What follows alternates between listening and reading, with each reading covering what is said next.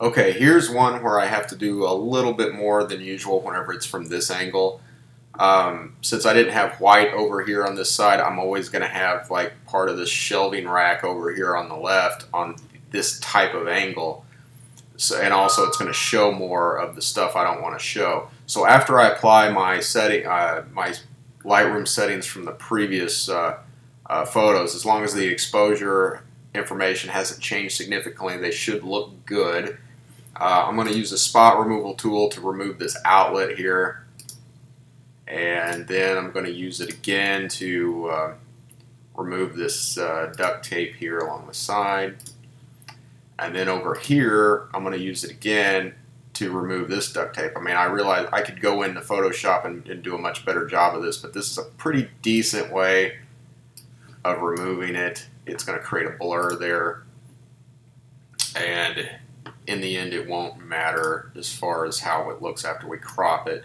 So now it's a little bit crooked. I'm going to straighten that up a little bit by looking at the bottom leg of the furniture that's closest to the camera, to where that looks a little better. I think that's okay, and then we'll bring this in, bring that in, see how it comes out. And that's probably all right.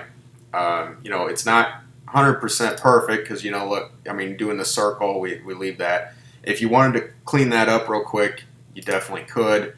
It's on most photos, unless it's really obvious, it's not going to make a huge difference. I've got a little specks of dirt. Sometimes this dirt here is worse, much worse than this, and you have to spend some time cleaning up the specks of dirt, the little distractions that would take away from a person seeing the furniture. So that looks all right, taking away a few little specks of dirt. My alignment might not be perfect, so sometimes I have to go back and kind of play with it a little bit to get it to look okay. I think that's doable. We can live with that, and all my other settings are just the same from the previous one. So sometimes, though, it's not the case, and I have to go in and change.